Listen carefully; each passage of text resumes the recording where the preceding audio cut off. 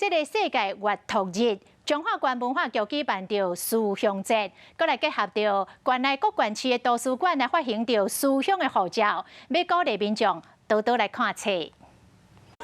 4月23是世界阅读日，中华县为4月23到6月30，两个月时间举办2022中华书香节的活动。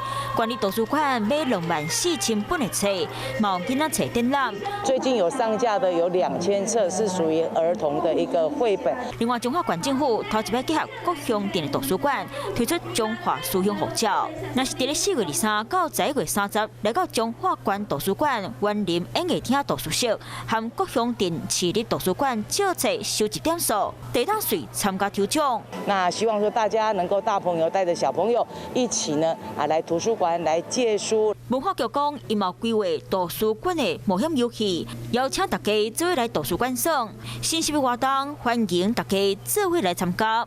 Hello， 大家好，我是品轩。想要跟我一起品味生活中的大小事吗？一定要赶快打开华视的 YouTube 频道，按赞订阅，并且开启小铃铛哦。